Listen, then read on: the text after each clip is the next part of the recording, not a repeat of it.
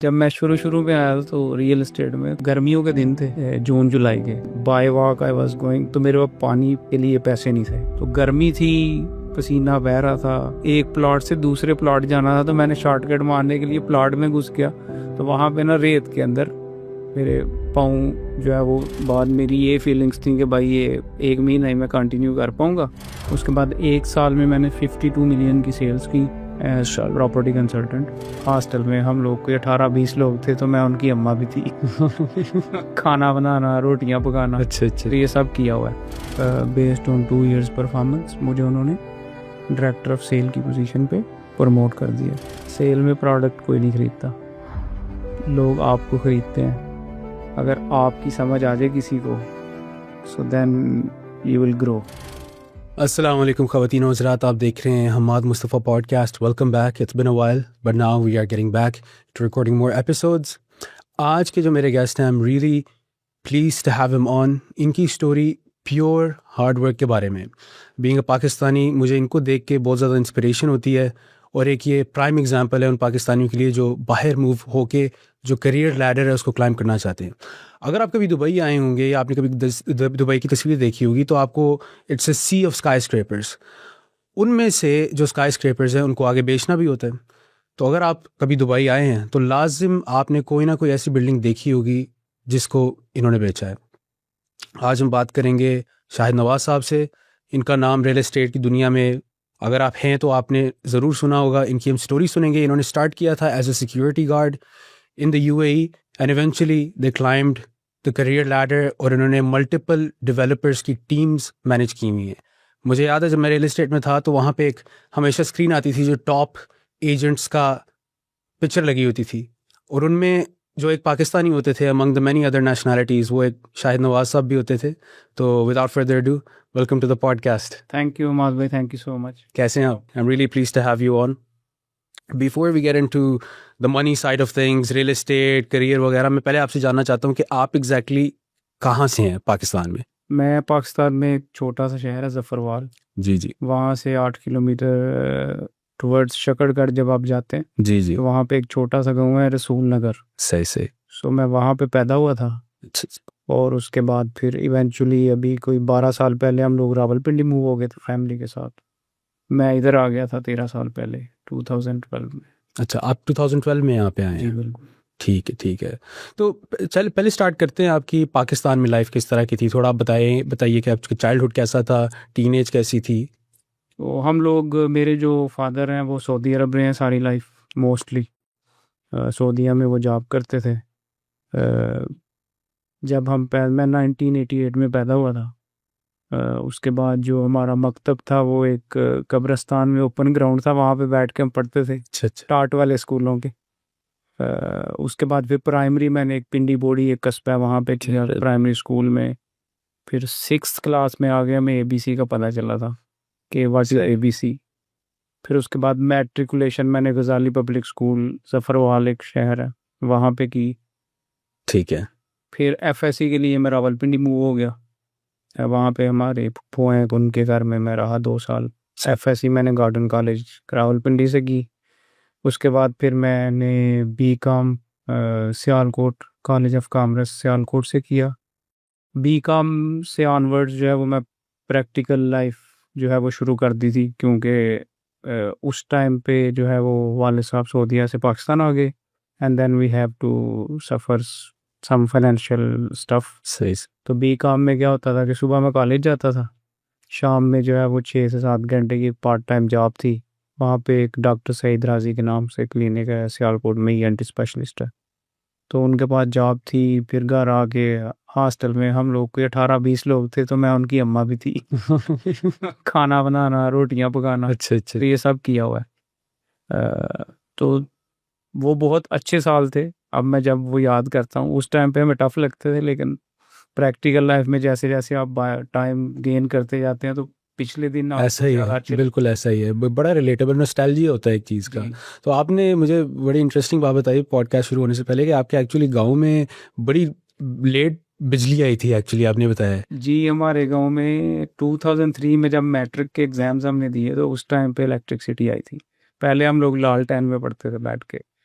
तो कई दफ़ा जब पेपर्स वगैरह का होता था प्रेशर, तो हम लोग फिर ज़फ़रवाल में भी फूफू लोग रहते थे, तो फिर हम उनके घर स्टे कर जाते थे क्योंकि वहाँ लाइट की फैसिलिटी थी। तो पेपरों की तैयारी करना और वो सारी चीज़ें, फिर हम कभी गाँव में चले जाते थे जब प्रेशर कम होता था। फिर जब पेपर्स का प्रेशर ज़्यादा होता था तो तब फूफो के घर स्टे करके उसकी तैयारी करते। वो भी एक प्रॉपर एग्ज़ाम भी मेहनत का सिलसिला चलते रहते हैं। मेरे आजकल दोस्तों की ना फाइनल ईयर चल रहे हैं यूनिवर्सिटी वगैरह के, तो वो बड़े बेचारे हुए हुए। मैंने कहा ये भी एक मेहनत का ना हिस्सा है, लाइफ का स्टेज है, बिल्कुल लाइफ का ये। तो अच्छा, बाकी सीरियस डिस्कशन से पहले जाने से पहले मैं आपसे ये पूछना चाहता, ਤੁਸੀਂ ਇਹ ਦੱਸੋ ਜਿਹੜਾ ਤੁਹਾਡਾ ਇਲਾਕਾ ਹੈ ਉਹਦੀ ਪੰਜਾਬੀ 'ਚ ਤੇ ਲਾਹੌਰ ਦੀ ਪੰਜਾਬੀ 'ਚ ਕੀ फ़र्क है? साड़ी पंजाबी ढिली पंजाबी, लाहौर वाले दी तेज। तो जब मैं इधर कभी भी बोलता हूँ ना तो मुझे लोग फ़ौरन पहचान लेते हैं कि भाईजान तुसी सियालकोट दे हो। मैंने सियालकोट से भी आगे गया, तो हम लोग थोड़ा स्लो सही सही उर्दू सही बोलते हैं। सही अगर आप कराची और हमारा कंपेयर करें बिल्कुल बिल्कुल तो इट्स लाइक 360 360 है, डिफरेंस। वो कुछ ज़्यादा ही तेज़ हो जाते हाँ हैं। जी। तो अब ये बताइए प्लीज़ कि यहाँ पे आने का डिसीजन आपने कैसे लिया, यहाँ पे आप कैसे आए, और पहली जॉब किस तरह की थी आपकी? यहाँ पे टेक्निकली मुझे तकदीर ही ले आई थी। मैंने कभी नहीं सोचा था कि मैं मतलब ओवरसीज़ जाऊँगा। सो जब मैं मास्टर्स एमबीए किया, तो ड्यूरिंग मास्टर्स मैं टीचिंग कर रहा था साथ पार्ट टाइम, और साथ में अपना स्टडीज़ कर रहा था। मास्टर्स करने के बाद मेरे कज़न है मलेशिया में होते हैं, उनके साथ मैंने मिलके पाम ऑयल का बिज़नेस शुरू किया, जो मेरा पहला प्रैक्टिकल बिज़नेस एक्सपीरियंस था। तो उसमें मैंने 2 साल लगाए, लेकिन अनफॉर्चुनेटली वो हमारा गो थ्रू नहीं हुआ। उस टाइम पे फिर फाइनेंशियल क्राइसिस भी था, मास्टर्स भी किया हुआ था, फैमिली सपोर्ट भी करनी थी। सो मेरे एक दोस्त हैं, उन्होंने मुझे मशवरा दिया कि पाकिस्तान में तुम्हारा चीज़ें जो है वो क्लिक नहीं हो रही, सो पढ़े लिखे हो तुम दुबई चले जाओ।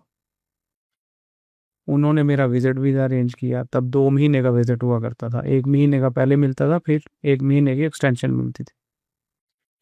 सो अप्रैल 2012 में मैं दुबई आ गया, और जब मैं दुबई आया तो मुझे नहीं पता था मैंने किधर जाना है। फिर मैंने एक और जानने वाले थे, उनको पूछा, उन्होंने मुझे एक डेरा में एक शेयरिंग अकोमोडेशन में एक दोस्त को रेफ़र किया। वहाँ पे मुझे जो है वो बेड स्पेस मिली। मुझे याद है 420 दिरहम पर मंथ मैंने पहला रेंट दिया। तो उसके बाद फिर मैं 2 महीने उधर रहा। CVs daily hard copy print कराते थे, और बिल्डिंग टू बिल्डिंग और होटल्स में और हर जगह पे हम लोग ड्रॉप करते थे। तब डुबीज़ल होता था, जी जी डुबीज़ल ओपन करके तो सीवीज़ सब बिल्कुल करना, और फिर वेट करते रहना सारा दिन कि कहीं से रिप्लाई आएगा। फिर उसमें कुछ स्कैम्स भी थे, आपको पता है। जी जी लोग बिल्कुल, मैं कहते समझ हैं कि सकता 500 दिरहम 1000 दिरहम दो आपकी नौकरी पक्की। सर, वो यकीन करें अभी भी होते हैं, मेरे दोस्त वगैरह जॉब लेने जाते हैं ना, उनको भी। बिल्कुल बिल्कुल। तो वो सारे हमारे साथ भी हुई हैं चीज़ें। तो जब मेरा 2 महीने का विज़िट ख़त्म होने वाला था, 2 दिन पहले मेरे एक ब्रदर इन लॉ हैं, तो उनके मामू रहते थे रासुल खैमा। तो उन्होंने मुझे बोला कि उनके पास कुछ सामान है, तो आप वो सामान ले आइएगा पाकिस्तान आते हुए। तो मैंने सारा पैक शैक किया हुआ था वापसी के लिए, जॉब नहीं मिली तो I have to go back. Ras al Khaimah गया, उनके पास पहुंचा, दिन में सोया, शाम में उन्होंने बोला चलो। मैंने वो एक छोटे से एक अरबी था, उनके जो जानवर हैं उनकी देखभाल करते थे वहाँ पे। तो उन्होंने बोला मैंने सैलून पे जाना है, ख़त बनवाना है, तो चलो आप भी चलो साथ। हम चले गए, वहाँ सैलून पे मैं बैठा हुआ था बाहर, तो ये तस्बीह आपको पता है मेरे हाथ में होती है, जी जी जी जी तो ये मेरे हाथ में थी तब। तो वो अंदर ख़त करा रहे थे, मैं बाहर कुर्सी पे बैठ के मगरिब की नमाज़ पढ़ी और मैं वज़ाइफ पढ़ रहा था। तो एक सईद भाई हैं, वो आए, उन्होंने मुझे बोला आप कहाँ से हो? मैंने कहा पाकिस्तान से। क्या करने आए? वो भी सियालकोट से ही हैं। तो उनके अपना माशाल्लाह वहाँ पे टेक्निकल सर्विसेज और सैलून्स वगैरह का बिजनेस था, 4-5 भाई हैं वो। तो ऐसे बातों बातों में उन्होंने बोला क्या किया हुआ? मैंने कहा मास्टर्स किया हुआ है। तो उन्होंने बोला कि किस टाइप की जॉब ढूंढने आए थे? मैंने कहा कोई भी जॉब मिलेगी तो मैं उसके लिए ओपन हूँ। उन्होंने मुझे हंस के बोला कि कहते सब मैं कर लोगे? तो मैंने कहा हाँ कर लूँगा, कोई भी जॉब होगी आई विल डू डैट। तो उन्होंने मुझे आगे कोई सवाल जवाब नहीं किया, उन्होंने बोला गाड़ी में बैठो। गाड़ी में बैठाया, वहाँ पे एक रुताना सिक्योरिटी गार्ड्स की कंपनी थी रासुल खैमा में। वहाँ पे एक इजिप्शियन जो है वो मैनेजर बैठा हुआ था, मुझे याद है अभी भी। इशा का टाइम होने वाला था, इस्लाम नाम था उसका। उसके पास ले गए और उसने अरबी में उन्होंने कुछ बात की। फिर उन्होंने इस्लाम ने इंग्लिश में इंटरव्यू किया। मैंने जो भी क्वेश्चन उन्होंने किए मैंने आंसर किए। उन्होंने बोला ठीक है जी, हम लोग इसको ऑन बोर्ड ले लेंगे। सिक्योरिटी गार्ड की कंपनी थी वो, तो सिक्योरिटी गार्ड की जॉब। अब उस टाइम पे वीज़ास के पैसे भी जो है ना, वीज़ास के पैसे लेते थे जी। वाले। मेरे पास पैसे भी नहीं थे। फिर सईद भाई ने मेरी जगह पे वो पैसे दिए। फिर मैं ओमान गया, वहाँ पे 2 दिन रहा एंट्री एग्ज़िट के लिए। फिर आया, फिर मेरा लेबर वीज़ा लगा। फिर रासुल खामा में पहला जो मेरा रमज़ान था वो मस्जिद में गुजरा। यानी हम लेबर कैंप, वहाँ उनके कैंप में रहते थे, जी। तो सहरी इफ्तारी हमारी मस्जिद में होती थी, अच्छा। कैंप्स में। तो वो भी बहुत अच्छे दिन थे, अभी हम लोग उसको याद करते हैं। और भी काफ़ी दोस्त थे वहाँ पे, अभी भी अल्हम्दुलिल्लाह we are in touch. Sialkot Daska से, हमारे एरिया से ज़्यादा लोग, जेहलम पिंडी साइड से ना लड़के सिक्योरिटी में जो जी। ज़्यादा आते हैं। फिर 3 महीने उधर ही रहे। फिर हमारी ड्यूटी शुरू होगी सही। एज ए रिलीवर्स, कि अगर आपको छुट्टी है तो आपकी जगह पे मैं जा रहा हूँ एक जगह पे, नेक्स्ट डे अगले को छुट्टी है तो उसकी जगह पे मैं जा रहा हूँ। फिर कुछ 4-5 महीने बाद एक ऐसा दिन आया कि जब उन्होंने बोला कि दुबई में एक जुमाल माजिद ग्रुप है, उनको 10 सिक्योरिटी गार्ड चाहिए। तो वो सिलेक्शन कर रहे थे उसमें से, हमारी कंपनी में से। तो इस्लाम को पता था कि मेरी जो है वो एजुकेशन अच्छी है, तो उसने मुझे इंटरव्यू के लिए चूज़ किया। फिर हम दुबई आए, इंटरव्यू दिया। तो जुमाल माजिद की बिल्डिंग है अल्लाहदा में, जी। अल्लाहदा शारजा में। अब उसी बिल्डिंग में मैं रहता हूँ फैमिली के साथ, 3 बेडरूम अपार्टमेंट में। माशाल्लाह। तो वहाँ पे उन्होंने इंटरव्यू किया, को 20-25 लोग थे हम लोग, उसमें से उन्होंने 10 को सिलेक्ट किया और उसमें मैं शामिल था। और कद में सबसे छोटा मैं ही था, बाकी सारे माशाल्लाह अच्छे कद वाले थे। फिर वहाँ पे मेरी नाइट ड्यूटी शुरू होगी। सो 12 मिड से लेके फिर 14 तक, जब तक मैं उनके साथ 2 साल वीज़े पे रहा, तो उधर ही उसी बिल्डिंग में शाम को 6 बजे से लेके सुबह 6 बजे तक मेरी ड्यूटी होती थी। फिर 2 साल गुजर गए। फिर ड्यूरिंग दैट पीरियड उस बिल्डिंग में बहुत सारे इंडियन पाकिस्तानी फैमिली, जी। तो उनके साथ मेरे अच्छे रिलेशनशिप डेवलप हो गए। उसमें से एक कराची के ही दोस्त हैं, उन्होंने मुझे ये एडवाइस किया कि आप पढ़े लिखे हैं, सो आपको ये जॉब चेंज करनी चाहिए। ठीक है। तो उन्होंने मुझे बोला कि सैलरी जो है ना वो 2770 दरहम हमारी सैलरी थी मंथली। तो उन्होंने बोला इसमें से तुम समझो कि तुम्हारी सैलरी 2000 है, तो 770 हर महीने सेव किया करो। 2 साल जैसे कंप्लीट होंगे, जो पैसे होंगे उनका ड्राइविंग लाइसेंस लो और ठीक है। फिर कोई नई जॉब या अपॉर्चुनिटीज एक्सप्लोर करो। ओके। मैंने वो फार्मूला अप्लाई किया। 2 साल बाद वहाँ से रिज़ाइन किया, फ्रीलांस वीज़ा लिया, पाकिस्तान 1 महीने के लिए गया, फिर वापस आया, ड्राइविंग लाइसेंस लिया। लाइसेंस लेने के बाद फिर दोबारा जॉब सर्च शुरू कर दी। तो जिस कंपनी का मैंने फ्रीलांस वीज़ा लिया था, जी। उसका नाम था वो बाय, समझ लें कि वो गुड लक थी मेरी कि वो रियल एस्टेट कंपनी का वीज़ा था। अच्छा। तो उसमें कराची का एक लड़का था बाबर भाई, वो अभी भी राब्ते में। तो वो एक दिन ऐसे ही उनके ऑफिस में मैं किसी काम से गया हुआ, तो उन्होंने बोला कि जब तक आप फ्री हैं आप ऑफिस आ जाया करो, साथ बैठ के अप्लाई करते रहा करो, साथ कुछ सीख लो। तो मैंने वैसे ही बाय इंसिडेंट वहाँ पे जाना शुरू कर दिया ही। फिर मैंने उनसे समझा कि रियल एस्टेट कैसे कर काम करते हैं। उन्होंने मुझे बोला ऐसे हम लिस्टिंग्स लाते हैं डुबीजल पे, तब डुबीजल ही होता था मेन। अच्छा। तो डुबीजल पे लिस्टिंग करते हैं, लिस्टिंग के बाद हम लोग इंक्वायरीज आती हैं and then we show them the apartments and how it, this is how it goes. मैंने भी वो काम, नोटबुक पकड़ी, पेन पकड़ा, नाहदा शारजा से शुरू कर दिया बिल्डिंग टू बिल्डिंग विजिट करना। अच्छा। नाहदा दुबई आया मैं, वहाँ बिल्डिंग टू बिल्डिंग विजिट करना, सिक्योरिटी वालों से पूछना कि किस बिल्ड मैन ऑनर कौन है, आप रेंट की परमिशन देते हैं नहीं देते। तो उसमें से मुझे कुछ लिस्टिंग्स मिली, मैंने वो ऑनलाइन एडवर्टाइजमेंट की अच्छा अच्छा और फिर वो उसमें से मेरी जो पहली डील हुई थी वो तकरीबन 4 महीने बाद अच्छा एक इंडियन एयर होस्टेस थी, उनको मैंने एक अपार्टमेंट सहारा सेंटर के अपोजिट एक बिल्डिंग थी वहाँ पे रेंट किया था। अच्छा अच्छा उसमें से मुझे 1500 दरम की अर्निंग हुई थी। उसके बाद फिर जब मैंने कुछ टाइम उधर गुजारा, जॉब मिल नहीं रही थी, तो फिर एक इवेंचुअली एक ऐसी मेरी डील हुई जिसमें मुझे को 15,000 दरम की इनकम जो है वो माशाल्लाह। रिसीव हुई। तो उस दिन मैंने ये डिसाइड किया था कि मैं अब यही काम कंटिन्यू करूँगा। वो फीलिंग कैसी थी जब आपको पहला क्लोजिंग हुई आपकी और आपने देखा कि यार इतना कमीशन होगा मेरा, आपने कैलकुलेट किया, क्या फीलिंग है? वो भी बड़ी रेयर डील थी। वो ऐसे था कि दो पाकिस्तानी हमारे दोस्त वो थे लड़के, उन्होंने एक लॉन्ड्री का काम शुरू किया था डेरा में। जी जी। तो वो लॉन्ड्री बंद करके चले गए हुए थे। अब जिनके नाम पे शॉप का लीज एग्रीमेंट था वो लोकल एक खातून थी। तो वो हमारे ऑफिस में आके ना शोर कर रही थी कि उन्होंने मेरे साथ चीट किया है, अब वो जो ऑनर है वो रेंट मुझसे मांग रहा है, मेरे चेक बाउंस हो जाए। तो शी वॉज वेरी अपसेट।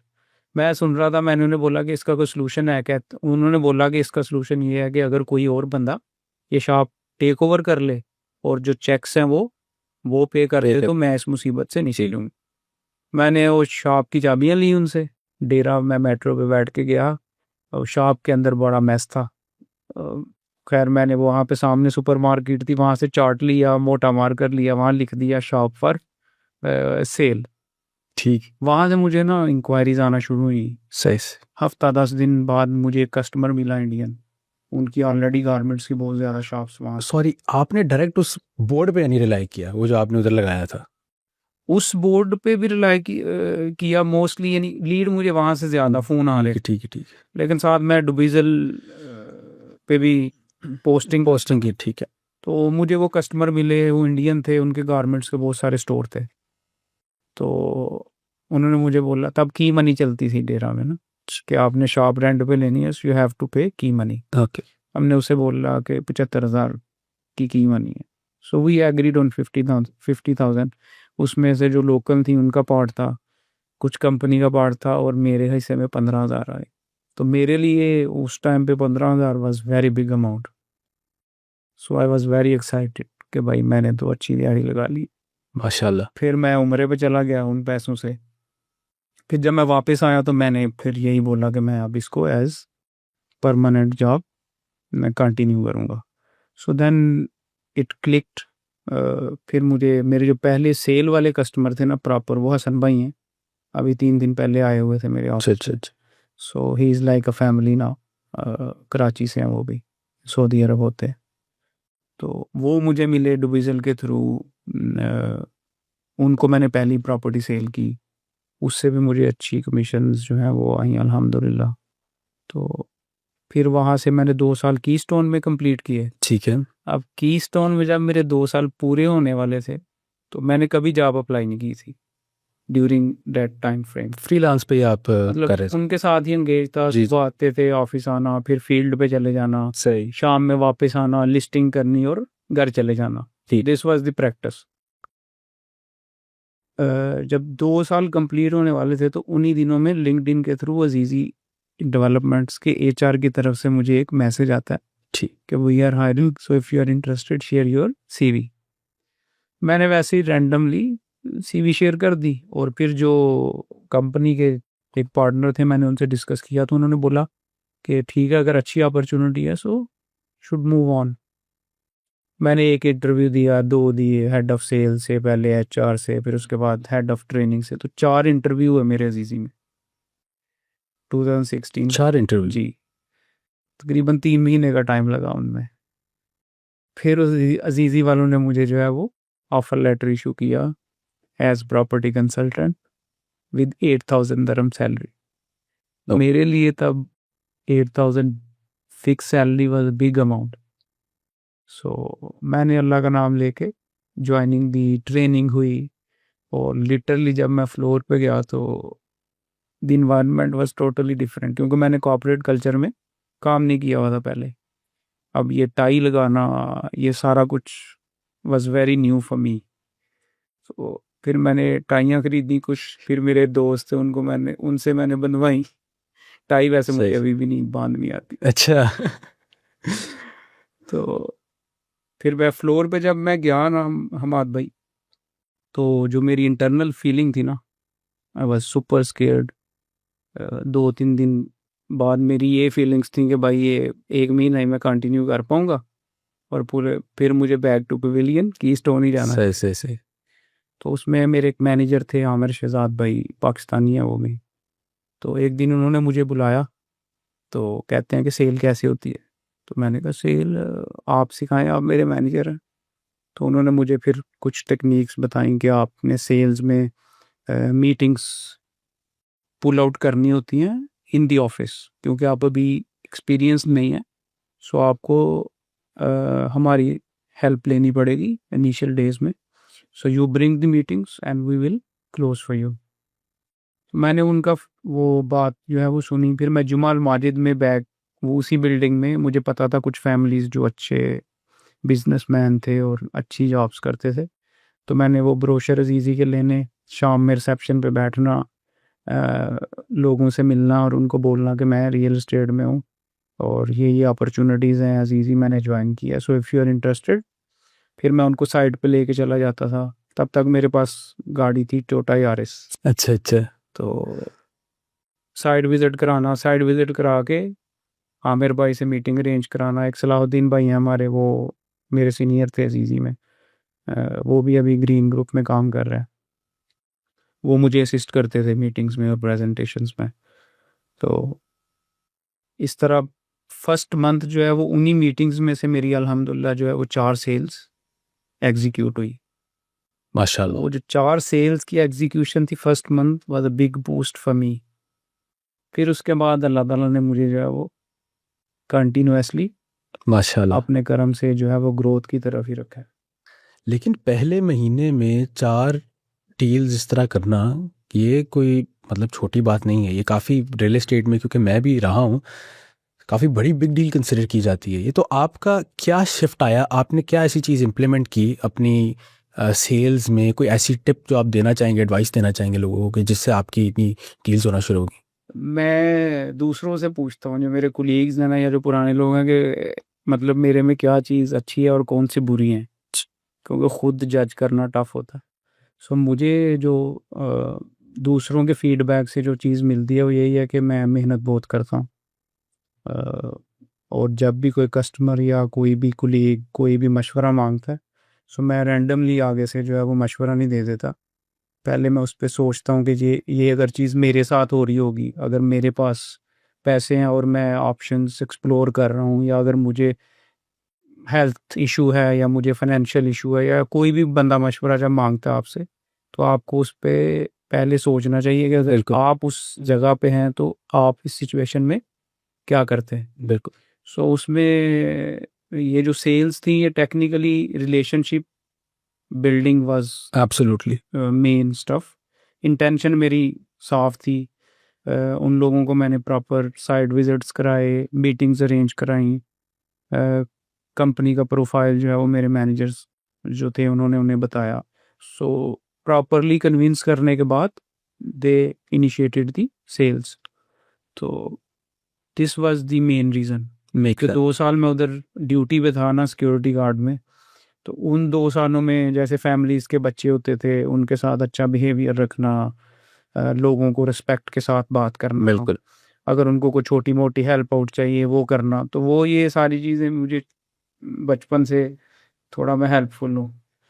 तो मैं एक्चुअली आपका, मैं हालांकि क्लाइंट नहीं हूँ, लेकिन जब मैं आपसे मिला हूँ, बाकी लोगों ने भी मुझे एक बात बताई है कि आपकी जिस तरह आप रिसीव करते हैं ना, जिस तरह आप बंदे के साथ बातचीत करते हैं, वो दिमाग में याद रहता है कि यार शाहिद भाई कोई थे जिनसे मिला था, वो भूले नहीं जाते आप।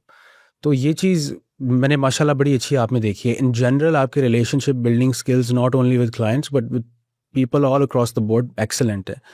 और मैं एक्चुअली इनसे इंस्पायर्ड हूँ, जिस तरीके से आप करते हैं रिलेशनशिप बिल्डिंग। ठीक है शाहिद भाई, मज़ीद फिर आगे आपने किस तरह प्रोग्रेस किया है अपने करियर में? जो पहली आपकी पोजीशन थी अजीज़ी में, एग्जैक्टली वो क्या थी? और फिर प्रमोशन आपको जब हुई किस तरह? उस ईजी में 2016 में मैंने एज प्रॉपर्टी कंसल्टेंट ज्वाइनिंग दी। उसके बाद 1 साल में मैंने 52 मिलियन की सेल्स की एज प्रॉपर्टी कंसल्टेंट।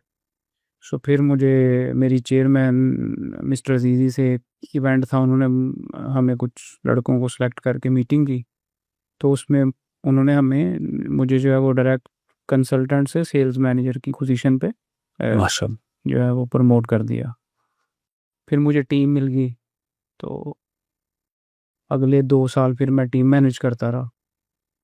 फिर उसके बाद बेस्ड ऑन 2 इयर्स परफॉर्मेंस मुझे उन्होंने डायरेक्टर ऑफ सेल की पोजीशन पे प्रमोट कर दिया। माशाल्लाह। अब बहुत सारे लोग ये सवाल पूछते हैं कि उसके आगे क्यों नहीं गए आप अजीज़ी में। उसके आगे 2 पोजीशंस और थी, लेकिन फिर मैं कंटिन्यूसली 4 साल जो फर्दर थे वो मैं डायरेक्टर ऑफ सेल की पोजीशन पे सर्व करता रहा। तो उसमें जो मेरी बॉस थी रीजनल डायरेक्टर ऑफ सेल्स, उनके साथ मेरी कमिटमेंट थी कि जब तक मैं अजीज़ी में हूँ so I will report to her. तो वो कमिटमेंट मैंने अपनी पूरी की अच्छा। अल्हम्दुलिल्लाह। जब तक भी मैं अजीज़ी में था तो मैं उन्हीं को रिपोर्ट करता था और उन्हीं के अंडर जो है वो मेरा। वाह। तो आपने टीम मैनेज की, अब उसमें आपने, जैसे आप पहले फ्रेशर थे, अब जब आपने ज्वाइन किया कंपनी, तो आपने भी इस तरह के लोग देखे होंगे जो नए नए आए हैं, जिन्होंने पहली बार डेवलपर में जॉब की है। तो आप जो है इंसान की जो सेल्स का डेवलपमेंट है, पर्सनल सेल्स स्किल्स हैं, आपने यकीनन वो नरिशमेंट की होगी, यकीनन वो ट्रेनिंग दी होगी। तो आप किस तरह मैनेज करते थे टीम्स को? इसमें क्या होता है, देखिए सेल्स में बहुत सारे नए लोग आते हैं। हर महीने हमें न्यू ज्वाइनर्स मिलते थे। खुद मैंने जब ज्वाइन किया तो I was very new in development side. तो इसमें अगर आपको अच्छा मैनेजर मिल जाता है so it's a blessing. Exactly. और फिर उसके बाद अगर आपको मेहनती, again if you are very hard worker और आपकी जो इंटेंशन है वो राइट डायरेक्शन में मूव कर रही हो, आप मेहनत कर रहे हो और आपको रिलेशनशिप बिल्डिंग पे बड़ा स्ट्रांग बिलीव हो, तो ये 2-3 टूल्स होते हैं जो आपको फर्दर मूव ऑन करते रहते हैं। लेकिन इसमें सबसे इम्पोर्टेंट फैक्टर जो मैंने लर्न किया है starting from day 1 till today, और वो आपकी जो इंटेग्रिटी है सेल्स में, वो बहुत काउंट होती है।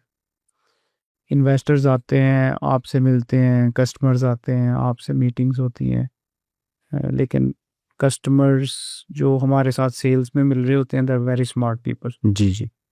सो सेल्स में बहुत सारे लोग इस चीज़ को मिस जज कर जाते हैं and we think as sales के we are very clever people.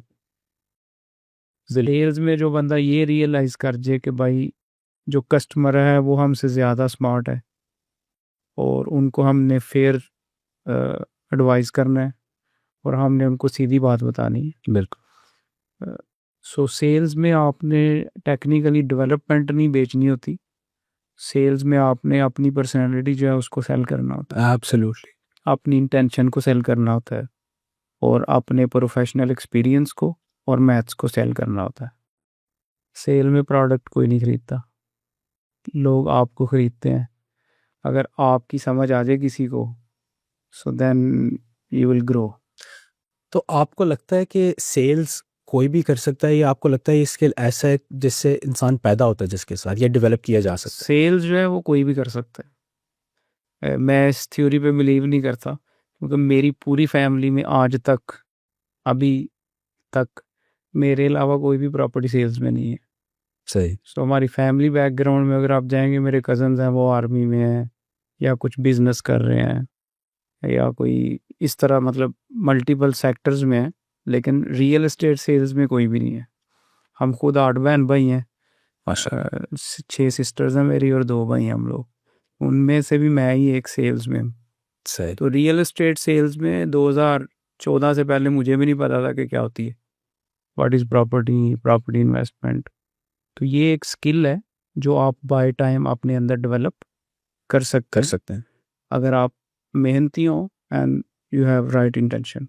तो ये स्किल जो है वो आपकी डे बाय डे ग्रूम भी होती है and if you are advising with right intention तो फिर your portfolio will keep growing, growing and growing makes. फिर आपको कोई स्टॉप नहीं कर सकता। शाहिद भाई, एक ये बहुत बड़ा आइडिया लोगों को आता है प्रॉपर्टी से और रियल एस्टेट से कि यार आप रियल एस्टेट एजेंट बनोगे तो बड़ा आसान काम है ये, लक लग जाएगी और हो जाएगा, पहली डील लग जाएगी, कोई पता नहीं। तो इस एक नोशन की वजह से बड़े लोग मिसलीड भी होते हैं और वो ज्वाइन करते हैं, अक्सर कभी से नहीं होती। तो इसके बारे में आपका क्या ख्याल है? वुड यू से कि real estate is an easier job comparative to other jobs जो कि ऑफिस जॉब्स करते हैं लोग? देखिए, रियल एस्टेट जो है ना, सेल्स डिपार्टमेंट, वो बहुत टफ जॉब है। अभी परसेप्शन जो होती है नॉर्मल मार्केट में या लोगों के जहन में कि सेल्स वाले बहुत अमीर होते हैं और इजी मनी है। some cases 5% maybe you're very lucky and you will get some good deal and you are rich, लेकिन sales is a proper business. जैसे दूसरे बिजनेसेस में आपको मेहनत करनी पड़ती है, मार्केट ट्रेंड्स के मुताबिक आपको अपना आप चेंज करना पड़ता है, तो ऐसे ही ये प्रॉपर प्रोफेशनल एक फील्ड है।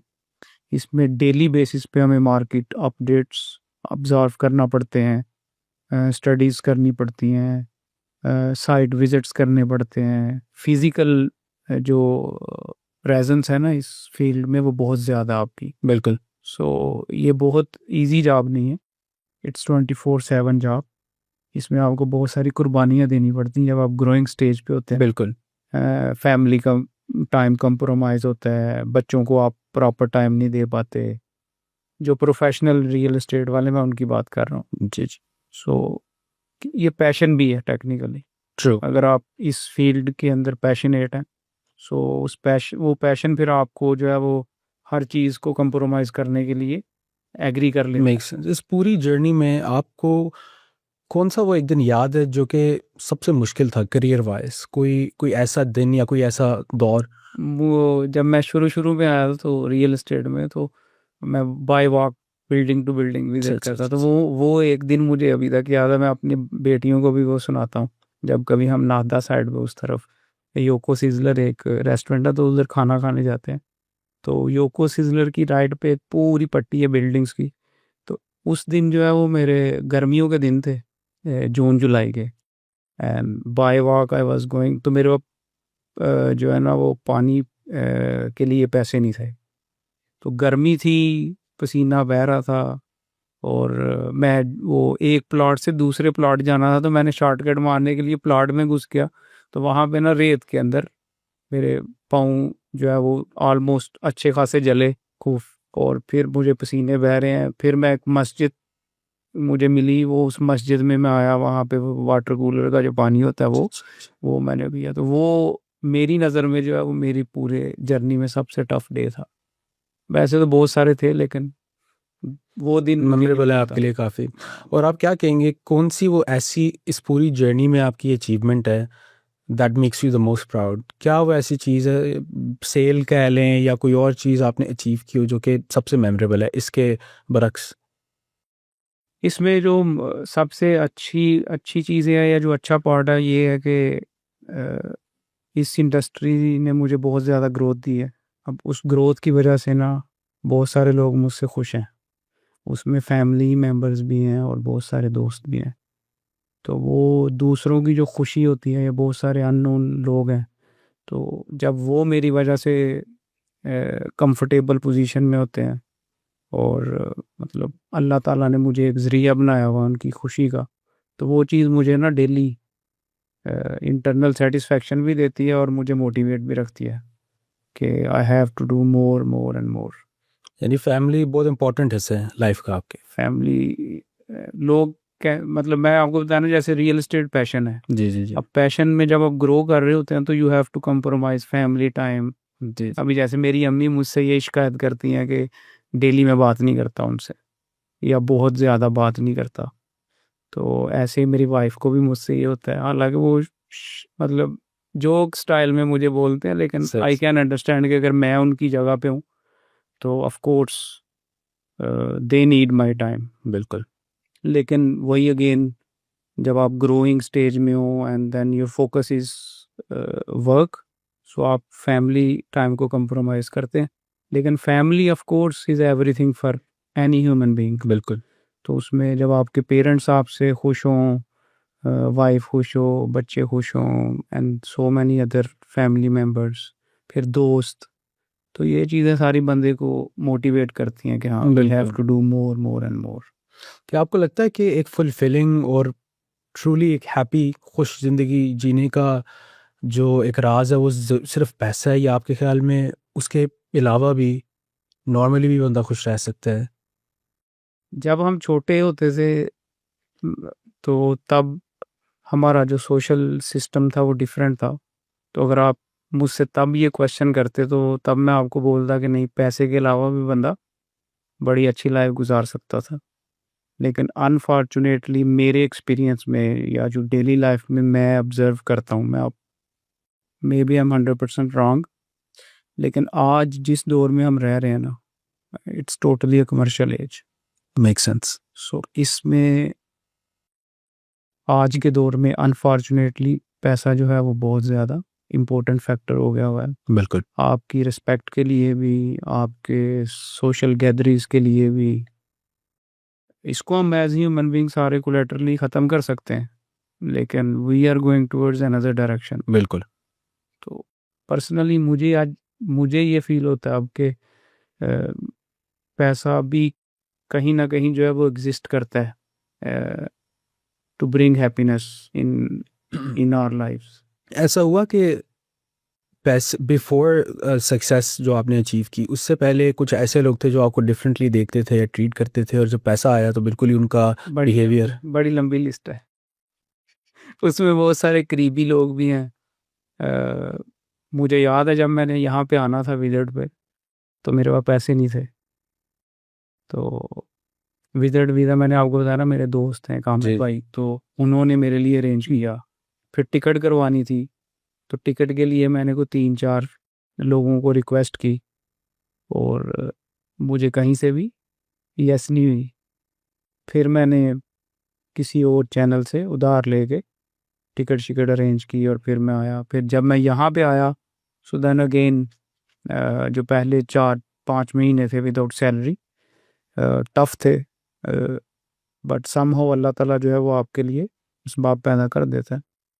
फिर मैंने जब मेरी सैलरी शुरू हुई तो व्हाट आई डिड कि मैंने पहले 1 साल में सैलरी में से जो घर के खर्चे थे वो तो जाते थे, और 700 दरहम मैं सेविंग करता था अपने ड्राइविंग लाइसेंस के लिए, और बाकी की जो अमाउंट्स थी वो मैं सारा जो उधार लिया हुआ था उस टाइम पे वो मैं ख़त्म करता था। यानी बड़ा फाइनेंशियल डिसिप्लिन उस हवाले से आप में था। मतलब मैं अनफॉर्चुनेटली कह रहा हूँ, हमारे पाकिस्तानी में नॉर्मली इतना डिसिप्लिन सेल्फ कंट्रोल नहीं होता पैसों के हवाले से। हम लोग असल में ज़्यादा इमोशनली हाँ जी, अपने आप को रन करते हैं। बिल्कुल। हमारे इमोशन ज़्यादा एक्टिव होते हैं। लेकिन ये चीज़ मैंने जो है वो यहाँ दुबई में रहने का एक बेनिफिट ये भी हुआ कि यहाँ पे मल्टी कल्चरल इन्वायरमेंट है। ऐसा ही। तो हमारे वो बहुत सारे इंडियन कोलीग्स थे, so they are best into this financial things. So मैंने उनसे लर्निंग की सही सारी फाइनेंशियल। फिर मैंने BCom MBA भी किया हुआ था, तो वहाँ से भी मुझे कुछ, बिल्कुल। और शुरू से मुझे ना नोटबुक लिखने का बड़ा वो शौक है।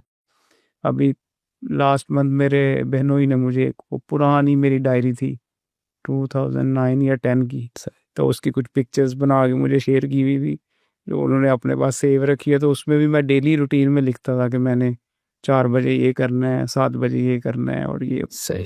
तो अल्हम्दुलिल्लाह वो financial planning is very important.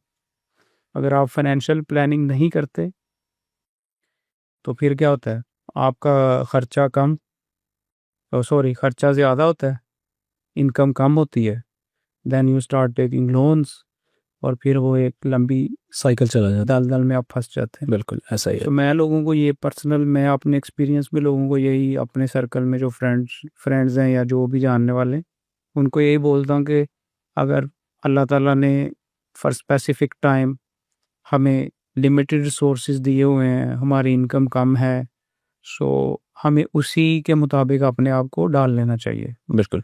और हर हाल में अल्लाह का शुक्र अदा करना चाहिए। बिल्कुल। जहाँ पे हम LV की शर्ट पहनते हैं वहाँ पे आप डे टू डे की पहन लें, फिर भी आपका जो बदन है वो कवर हो जाएगा। ऐसा ही है। और अगर अल्लाह ताला ने आपको कैपेसिटी दी है, so then after maybe 2 years 3 years 4 years down the line, जब आप फाइनेंशियली इंडिपेंडेंट होते हैं, so then you can buy any brand. Absolutely, absolutely. तो आप प्लीज़ ये बताइए कि अभी जो आपकी जर्नी है सो फार करियर में, माशाल्लाह जिस पोजीशन पे आप आए हैं, मैंने ऑलरेडी लोगों को बता दी है, तो आगे फ्यूचर का क्या आपका प्लान है? मज़ीद आप क्या करना चाहते हैं? किधर आप देखते हैं अपने आप को? अभी रिसेंटली अजीज़ी के बाद मैं डमैक प्रॉपर्टीज़ में सर्व जी। किया 1 साल एज डायरेक्टर ऑफ सेल्स। मार्च में मैंने ज्वाइन किया हयात डेवलपमेंट्स। जी।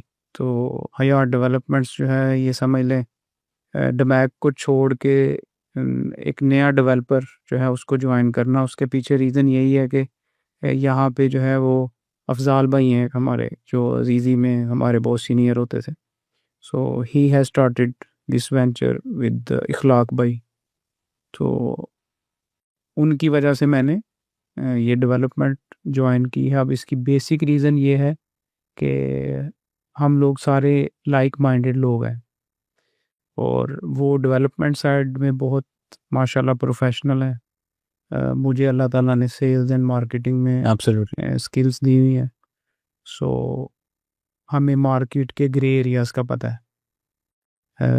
मार्केट में कहाँ कहाँ पे कस्टमर के साथ ज़्यादती होती है, किस किस पार्ट पे डेवलपर्स जो हैं वो गलतियाँ करते हैं, सेल्स वाले गलतियाँ करते हैं, मार्केटिंग डिपार्टमेंट जो मिस इन्फॉर्मेशन फ्लोट करते हैं।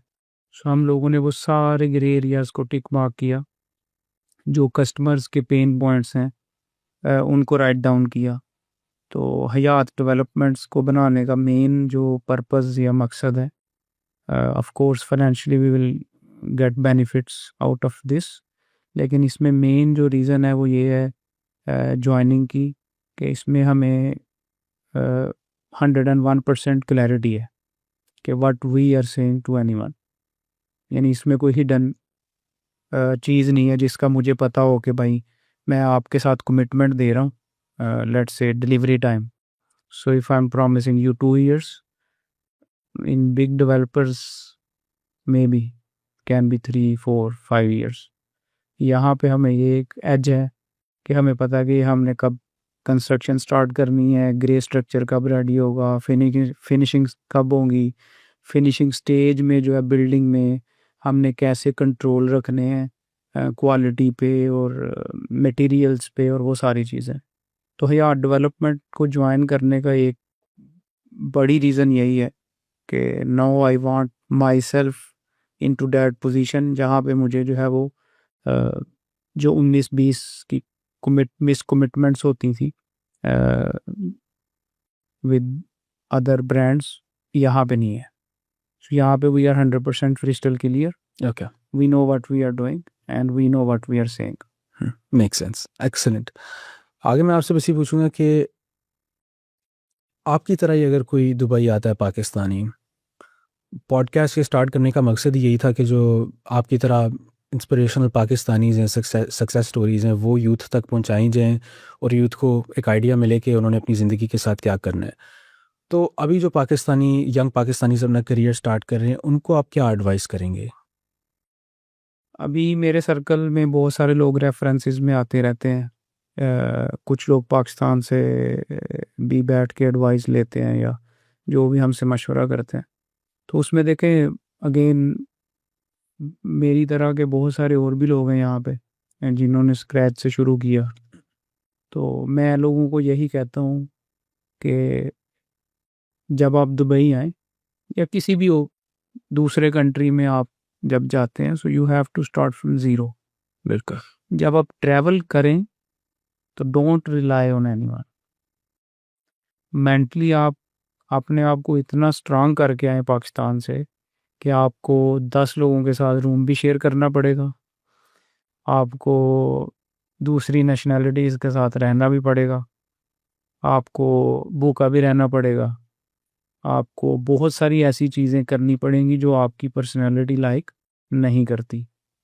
अगर आप इस माइंडसेट के साथ आते हैं और ये इंटेंशन लेके आते हैं कि मैंने वापस नहीं जाना, तो फिर आपको कहीं ना कहीं कोई ना कोई जॉब मिल जाती है।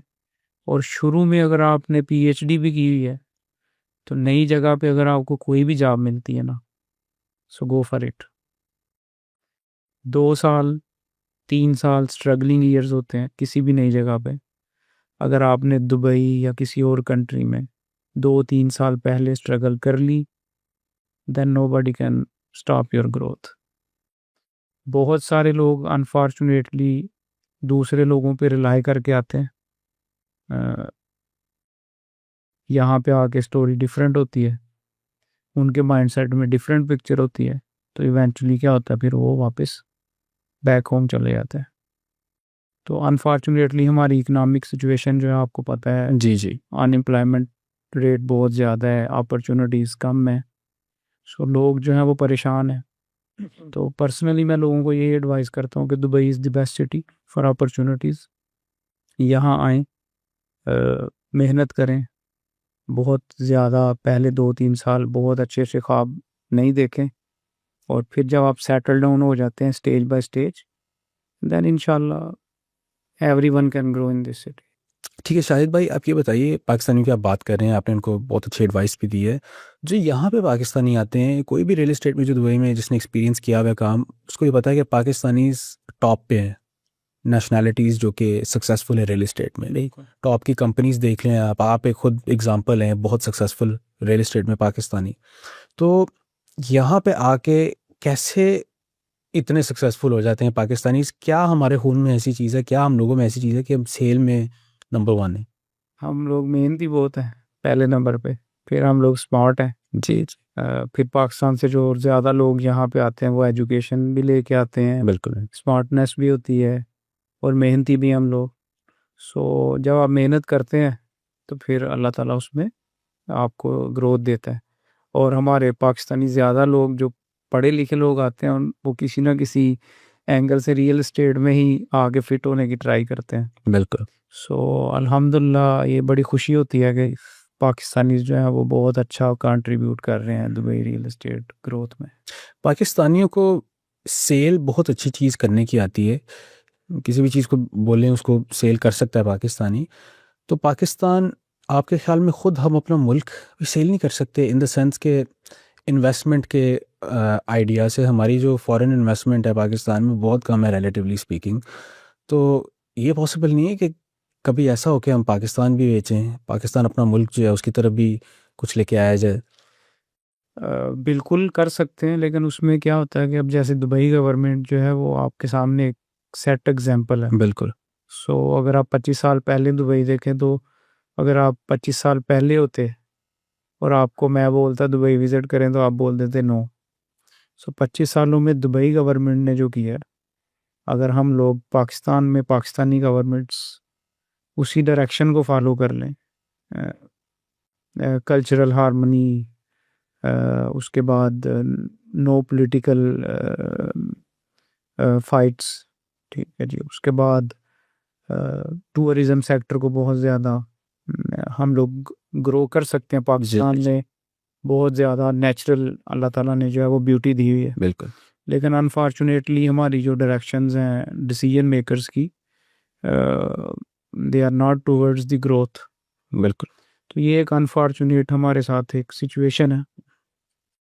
अगर पाकिस्तान में गवर्नमेंट लेवल पे इस तरह की थिंक बोर्ड्स बैठ जाएं, और अगले 5 से 10 सालों में चेंज जो है वो फ़ौरन नहीं आता, बिल्कुल। क्योंकि we are addicted of something for so many years. So उसको चेंज लाने में 10, 15, 20 साल का एक टाइम फ्रेम चाहिए होता है। एब्सोल्युटली। तो अगर आज से हम शुरू करते हैं तो मे बी बाय 2035, बाय 2040 वो दिन आए जब मतलब लोग टूरिज़म के लिए पाकिस्तान जाएं, जब Pakistan a safe country consider हो, पाकिस्तान में यंग जनरेशन के लिए जो है वो अपॉर्चुनिटीज़ हों जैसे यहाँ पे हमें मिलती हैं। जी जी। अब अगर मैं आज मास्टर्स करके पाकिस्तान में जॉब कर रहा हूँ, सो वहाँ पे जॉब्स अनसेफ भी हैं, then the culture is not that much reliable भी नहीं है। सेठी निज़ाम ज़्यादा है, कॉर्पोरेट कल्चर कम है, बिल्कुल। Then we have safety issues. So ये छोटी छोटी बहुत सारे अनफॉर्चुनेट रीजंस हैं। अगर हम रियल एस्टेट सेक्टर की बात करें तो आप देख लें कितनी यहाँ पे कितनी स्ट्रिक्टनेस है जी। रेगुलेटेड मार्केट है, स्कैम्स अनसीन, मतलब वो जी, जी। कोई रेयर कोई होगा जो इंडिविजुअल कैपेसिटी में कोई बंदा किसी के साथ बिल्कुल। स्कैम कर लेगा। अब पाकिस्तान में मेरे साथ खुद 2 दफ़ा स्कैम हुए। क्या हुआ आपके साथ? रावलपिंडी में एक हमारे रियल एस्टेट वाले थे, उन्होंने मुझे साइट विजिट कराए ठीक और साइट विजिट कराने में एक प्लॉट की डील हो रही थी, उनको मैंने ₹1,00,000 एज टोकन दिया और बाद में वो डील गो थ्रू नहीं हुई, तो उनसे मैंने लाख वापस मांगा। तो उनकी लॉजिक ये थी कि मैंने आपको 2 दफ़ा साइट विजिट कराया तो आपका ₹1,00,000 मैं वापस नहीं करूँगा। सो बहुत सारी चीज़ें जो है ना वो मतलब देयर इज़ नो रेगुलेशंस। सही। जब तक किसी भी कंट्री में अथॉरिटीज़ जो है वो 100% एफिशिएंसी के साथ रेगुलेशंस को फॉलो नहीं करती तो वहाँ पे फिर मैस होते हैं।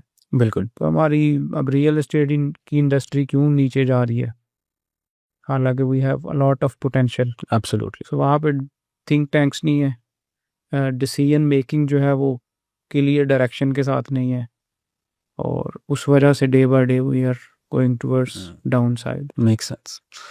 यहाँ पे अगर पैसा हो, कैश इन हैंड, अगर बंदे ने प्रॉपर्टी ख़रीदनी हो तो आपको पता है वो जो पूरा प्रोसेस है बहुत शॉर्ट और बड़ा सीमलेस होता है प्रॉपर्टी ख़रीदने का, बड़ा आसान, स्ट्रेट फॉरवर्ड। पाकिस्तान में मेरे मामू अभी प्रॉपर्टी लेने की कोशिश कर रहे हैं, उनको कई महीने हो गए हैं, ट्रांसफ़र ये वो स्टैम्प पता नहीं, बहुत overly complicated I would say. तो दुबई की एक ये भी राज है सक्सेस का कि चीज़ें सिंप्लीफाई की हुई हैं बड़ी। यहाँ तो बहुत इजी है ना, you don't have to even come physically. बिल्कुल। आपके पास पासपोर्ट वैलिड होना चाहिए, आपका लोकल लेट से पाकिस्तानी आप, तो आपके पास ID card, passport, email address, home address, that's it. आपने प्रॉपर्टी सेलेक्ट करनी है। ट्रांसफ़र अगर आपने सेकेंडरी मार्केट से भी ली है तो अगर आप डायरेक्ट डेवलपर से लेते हैं so then it's very very easy. बिल्कुल। Just pay through online payments या बैंक ट्रांसफ़र करें, डॉक्यूमेंट्स दें और प्रॉपर्टी इज़ बुक्ड। अगर आपकी सेकेंडरी की डील है तो उसमें भी you don't have to come physically for transfer. आप किसी को भी उस स्पेसिफिक प्रॉपर्टी ट्रांसफ़र के लिए एक पावर दे सकते हैं और वो पावर भी जूम पे होती है। बिल्कुल। सो दुबई कोर्ट का जो रिप्रेजेंटेटिव है वो आपसे जूम पे पूछते हैं कि जी आपने हमाद को ये पावर दी है इस प्रॉपर्टी ट्रांसफ़र के लिए, वो सिर्फ उस स्पेसिफिक पर्पस के लिए होती है। जैसे प्रॉपर्टी ट्रांसफ़र होगी दैट पावर इज़ फिनिश्ड, आप उसको कैंसिल करा सकते हैं। Make sense. तो बहुत इजी है।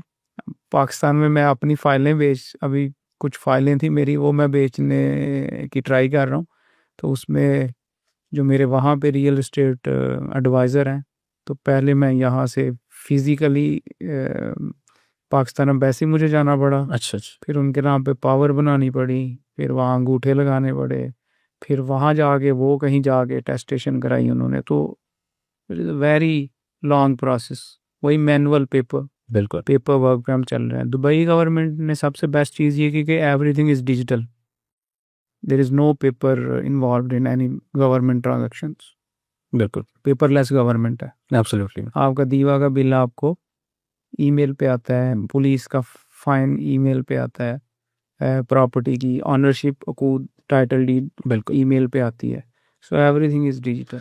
और डिजिटाइजेशन मैं दरअसल स्टडी कर रहा हूँ, case studies, examples of other countries जिन्होंने करप्शन को बीट किया है, और करप्शन को टैकल करने का बड़ा एक ज़बरदस्त तरीका डिजिटाइजेशन है। जब आप ह्यूमन एलिमेंट हटा देते हैं ना, तो एक तो एफिशिएंसी बढ़ जाती है, स्पीड बढ़ जाती है, पैसे बच जाते हैं आपके, सैलरीज नहीं आपको, और उसके अलावा ये कि करप्शन का एलिमेंट भी फिर बिल्कुल ख़त्म हो जाता है। कंप्यूटर कौन सी करप्शन करेगा? इसको बोलते हैं ज़ीरो ब्यूरोक्रेसी सिस्टम। बिल्कुल, दुबई में अभी ज़ीरो ब्यूरोक्रेसी है, हर चीज़ ऑनलाइन सिस्टम के थ्रू चल रही है। Absolutely, that's why there is no corruption. बिल्कुल, हमारे वहाँ सब कुछ ब्यूरोक्रेसी के थ्रू चलता है, एब्सोल्युटली, मैन टू मैन।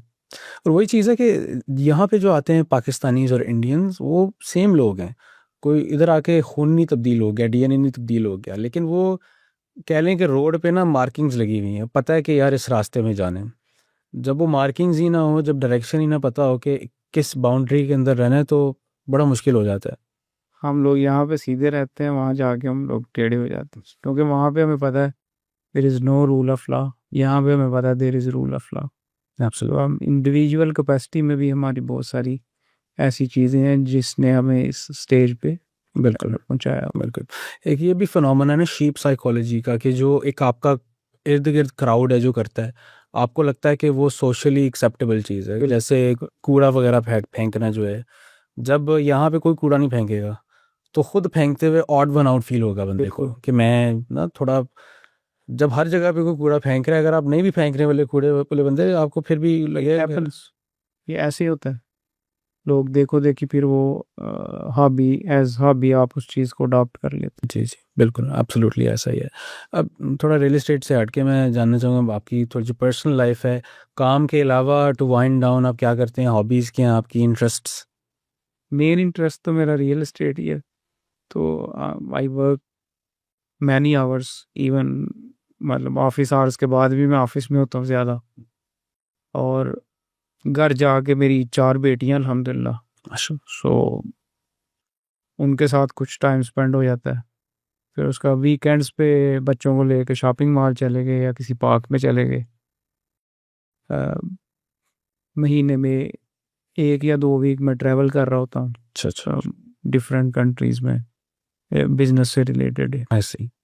बाकी कुछ फैमिली में अगर कोई फंक्शन वगैरह हो या दोस्तों का, तो उनको अटेंड करना। ट्रैवलिंग में आप अभी तक कोई मेमोरेबल आपका एक्सपीरियंस ट्रैवल करते हुए, जो कोई मुल्क आपको पसंद आया हो काफ़ी, यूएई के अलावा? मेरा तो कहीं 4 दिन से ज़्यादा दिल नहीं लगता सच। अच्छा इवन आप पाकिस्तान में भी जाते हैं तो दुबई की याद दुबई की याद शुरू हो जाती है, क्योंकि आप किसी एक जगह पे रह रहे होते हैं ना, तो आपको वहाँ से मोहब्बत भी हो जाती है। फिर सिस्टम आपका ऑलरेडी ऑपरेशनल चल रहा होता है, रूटीन जो है वो सेट होती है। ऐसा ही है। बाकी यूके मुझे बहुत अच्छा लगा इस सेंस में कि वहाँ पे वॉक करने का बड़ा मज़ा आता है। अच्छा सो लिटरली मैंने अभी लास्ट ट्रिप पे मैं 2 घंटे कंटिन्यूसली अच्छा वॉक की शाम में, और मुझे ऐसे लग रहा था जैसे अभी 20 मिनट हुए। अच्छा। सो यूके इज़ गुड फॉर मौसम उस टाइम कैसा था? मौसम बहुत अच्छा था। मैं ज़्यादा जाता हूँ जुलाई अगस्त में, अच्छा, तो तब यहाँ पे गर्मी होती है, वहाँ पे वेदर अच्छा होता वहाँ पे वेदर अच्छा होता है। है। Malaysia was good also. सारे कंट्रीज़ में कुछ ना कुछ खास होता है, अल्लाह ताला ने रखा। बिल्कुल। साउथ अफ्रीका में ट्रैवल किया है, अब इवन मैं रवांडा गया था, तो वहाँ पे रवांडा में मुझे एक चीज़ बहुत अच्छी लगी कि रवांडा सिटी जो है वो क्लीनिंग स्टफ में is better than Dubai even. बिल्कुल ऐसा ही है। यानी वहाँ पे नेचुरल माशाल्लाह ब्यूटी भी है, cleaner than many major cities in the world actually. हाँ जी, और उसके बाद वहाँ के लोग बहुत अच्छे हैं। फिर Kenya have been there, South Africa, Cape Town, उसके बाद जोहानिसबर्ग। अच्छा, और केन्या भी गए हैं आप? जी, केन्या का जो कैपिटल सिटी है उधर थे आप, वो क्या नैरोबी, आई थिंक नैरोबी। तो वो मैंने इसकी एक्चुअली कुछ फोटोज देखी है, वो काफ़ी ज़बरदस्त स्काईलाइन है उनकी, थोड़ा बड़े लोग बहुत अच्छे हैं, खाना देसी मिल जाता है। अच्छा मिल जाता है वहाँ पे। मोस्टली जो है ना वो पुराने ओल्ड जनरेशन इंडियंस जो हैं, वहाँ आपको सिंधी वहाँ पे बहुत मिलेंगे, तो खाना देसी आपको बहुत वैरायटी मिलती है। ठीक। सो दुनिया में अल्लाह ताला ने बहुत ऐसे ही खूबसूरती रखी है, बस आपको एक्सप्लोर। खाना देसी पसंद करते हैं आप, बाकी फुल देसी, लेकिन देसी के अलावा my favourite food is Lebanese. अच्छा। महीने में समझ ले 10 दफ़ा तो मैं सफ़ादी और ये अलबेरूती वगैरह में खाता हूँ। अच्छा मेक सेंस। मैं रियल एस्टेट में जब था ना, तो पता ही आपको, जैसे मल्टी कल्चरल इन्वायरमेंट होती है, तो हम लोग लंच में ना रूटीन होती थी जी KFC पकड़ना है KFC। तो मैं ना एक दिन थक गया, मैंने कहा यार, वो अब यूरोपियन भी थे अरबी भी थे, मैंने कहा यार आप लोगों को पाकिस्तानी आज खिलाता हूँ मैं। तो मैं पाकिस्तानी रेस्टोरेंट में लेके गया, इधर कॉपर कैटल वगैरह जो है स्पोर्ट्स जी, में। कॉपर तो केटल। वहाँ पे जी, अब यकीन करें इस बात को 3 साल हो गए हैं, वो अभी भी मुझे कहते हैं यार पाकिस्तानी कब खाएंगे। उनका अब दिल ही नहीं लगता, उनको अब टेस्ट लग गया उनका पाकिस्तान। खाना भी अच्छा है। मुझे एक दोस्त है, वो मेरा ताजिक है वो, तो वो मुझे ना जाके ग्रोसरी स्टोर में तस्वीरें शान मसाले की भेज रहा है कि यार मुझे बताओ कौन सा है, मैंने बिरयानी बनानी है। तो ये चीज़ हमारे खाने अल्हम्दुलिल्लाह खाने माशाल्लाह बिल्कुल बहुत अच्छे होते हैं पाकिस्तान। मैं एक और गेस्ट थे, उनके साथ यही बात कर रहा था, जैसे इटालियन कुजीन एक बड़ी एग्जॉटिक और डिलिशियस समझी जाती है दुनिया में। पाकिस्तान ना अभी due to lack of economic progress अभी तक दुनिया में कोई रिवील नहीं हुआ। बहुत सारे लोगों को पता भी नहीं है कि पाकिस्तानी कल्चर क्या है, खाने कैसे हैं वगैरह वगैरह। तो जैसे आहिस्ता आहिस्ता एक्सपोज होगा ना दुनिया में, तो बड़ी चीज़ें हैं हमारी ऐसी कि जैसे आप थाई फूड सुनते हैं, इटालियन सुनते हैं, इस तरह पाकिस्तानी भी एक ना। मैं तो कहता हूँ हमारे पास सब कुछ ही है, बिल्कुल बस हमारा सिस्टम सेट हो जाए. We have to develop a system बिल्कुल and then if everyone will follow that system. हमारे पास सब कुछ है, टैलेंट भी है, नेचुरल रिसोर्सेज भी हैं, बड़ी पॉपुलेशन भी है, स्किलफुल लेबर भी है, 4 मौसम भी हैं, और टूरिज्म के लिए बहुत खूबसूरत जगह भी हैं. एब्सोल्युटली। तो अल्लाह ने हमें सब कुछ लिया हुआ. यानी ये ऐसा मुल्क है कि आप एक ही दिन में डेजर्ट भी विजिट कर सकते हैं, फॉरेस्ट भी कर सकते हैं, स्नो भी आप देख सकते हैं, माउंटेन्स भी माउंटेन्स भी हैं, हर चीज़ है आपके पास, बहुत खूबसूरती है। और दरअसल ये पॉडकास्ट भी स्टार्ट करने का सिर्फ और सिर्फ ये मकसद था, मेरा इंग्लिश में पॉडकास्ट है, उससे मैंने सेपरेट इसको किया है क्योंकि गोल इतना ही है सिर्फ कि आप पाकिस्तानियों को थोड़ा सा इंस्पायर करें, थोड़ा सा कुछ ना कुछ फ़ायदा हो जाए। जैसे आपकी ये स्टोरी है, किसी की सुन के ये पॉसिबली ज़िंदगी बदल सकती है। जैसे आप जब वो सैलून पे अगर आप फ़र्ज़ करें ना जाते तो लाइफ में भी would have had a different path. बिल्कुल ऐसे ही. तो वो एक example, you are an example of a person जिसको अपॉर्चुनिटी मिली। अपॉर्चुनिटी हर किसी को मिलती है लेकिन अवेल उसको हर कोई नहीं कर पाता। बिल्कुल बिल्कुल ऐसे ही. तो गोल यही है कि लोगों को दिखाया जाए, प्रूव किया जाए कि आप लिविंग एक प्रूफ हैं, आप जैसे लोग, कि ये चीज़ अचीव की जा सकती है। बस ज़िंदगी में स्ट्रगलिंग फेज़ होते हैं हर बंदे के. वो स्ट्रगलिंग फेज़ आपने, अब ऑप्शंस दो होती हैं, या तो आप डेड हो जाएं, हथियार डाल दें, या फिर आप जो है वो अल्लाह पे तवक्कल करके अपनी मेहनत करते रहें. Don't put the guns down, keep working. बिल्कुल फिर वो बुरे दिन जो होते हैं वो अच्छे दिनों में कन्वर्ट हो जाते हैं. टाइम लगता है. Absolutely, there is no shortcut. There is no short. Real estate में भी जो नए लोग आते हैं, मैं उनको यही बोलता हूँ कि ये एक नई इंडस्ट्री है आप लोगों के लिए. इसमें आपको टाइम लगेगा. यू हैव टू लर्न, बिल्कुल you have to work very hard. You will make one good customer. फिर उसके बाद आप उसके साथ जो है वो अच्छे रहें, अच्छी एडवाइस देते रहें, फिर वो आपको दूसरे कस्टमर देंगे, फिर वो आपको आगे. So after 5-10 years you will be somewhere eight good stage. तो जो इस फार्मूले को फॉलो करता है ना लाइफ में, वो रियल सक्सेसफुल एसेट होते हैं. एब्सोल्युटली। कुछ लोग शॉर्टकट वाले मॉड्यूल पे चलते हैं लेकिन वो फिर गायब हो जाते हैं. ये बहुत बड़ा प्रॉब्लम है, जो शॉर्टकट वाली मेंटालिटी है ना, there is no shortcuts. Life में शॉर्टकट नहीं होता. बिल्कुल, ये ऐसी बात है कि शॉर्टकट जब आप बंदा ले लेना, तो क्योंकि आपने वो स्ट्रगल नहीं फेस की हुई, वो आपने वज़न नहीं उठाया हुआ, तो आपको जब शॉर्टकट मिल भी जाएगा बंदे को संभालना नहीं आएगा वो, क्योंकि वो वज़न के आप आदी नहीं है। हमारी इंडस्ट्री में बहुत सारे हमारे कलीग्स हैं, रियल एग्जांपल्स हैं इस चीज़ की. वो तुक्के वाली सेल होगी, पैसे आए, and then after few months फिर ज़ीरो से. बहुत सारी ऐसी एग्जांपल्स हैं, मतलब जो हमारे दोस्त जो है वो मेहनत करते हैं, स्ट्रगलिंग फेजेस में से गुजरते हैं, and then they keep growing. Absolutely. Well, अभी रैप अप करेंगे इसे। It was a pleasure having you on and I hope बहुत सारे लोग इससे इंस्पायर हो। And thank you so much for coming on the podcast. Thank you Hammad भाई, बहुत अच्छा लगा. इंशाल्लाह, so keep in touch and course. Keep going this good work.